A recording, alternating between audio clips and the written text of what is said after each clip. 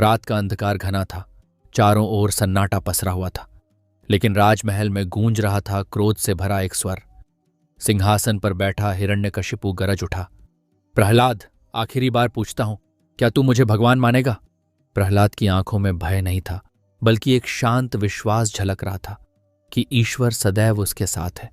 उसने दृढ़ स्वर में उत्तर दिया, पिताजी, ईश्वर सर्वव्यापी हैं, वे कण कण में हैं।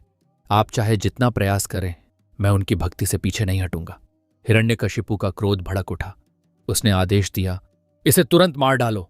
सैनिक आगे बढ़े, लेकिन जैसे ही उन्होंने प्रहलाद को छूना चाहा, एक अदृश्य शक्ति ने उन्हें रोक दिया। उसे पहाड़ से फेंका गया, विष पिलाया गया, हाथियों के नीचे कुचलने की कोशिश की गई, लेकिन हर बार वह बच गया।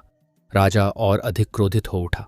आखिर उसने अपनी बहन होलिका को बुलाया, जिसे अग्नि में न जलने का वरदान प्राप्त था। उसने कहा, होलिका, इसे गोद में लेकर अग्नि में बैठ जाओ, इसे इस बार बचना नहीं चाहिए।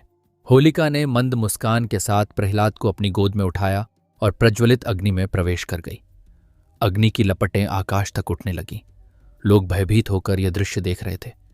होलिका निश्चिंत थी कि उसे अग्नि जला नहीं सकती, लेकिन तभी एक अद्भुत घटना घटी।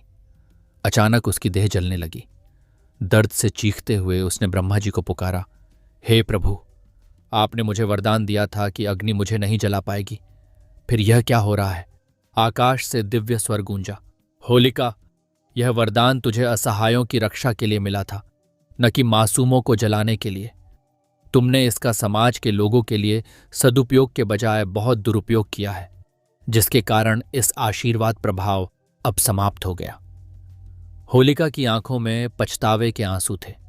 उसने अंतिम क्षणों में प्रहलाद की ओर देखा और धीमे स्वर में कहा, प्रहलाद, अब मैं समझ गई कि समाज में निस्वार्थ भाव से की गई सच्ची सेवा, त्याग और करुणा ही सच्चा धर्म है। तुम मुझसे वादा करो कि तुम इसे पूरी दुनिया में फैलाओगे। अगले ही क्षण होलिका जलकर राख हो गई, लेकिन प्रहलाद पूर्णतः सुरक्षित रहा। समाज के लिए यह घटना एक संदेश बन गई। बुराई कितनी भी शक्तिशाली क्यों न हो, अंततः सत्य और भक्ति की जीत होती है।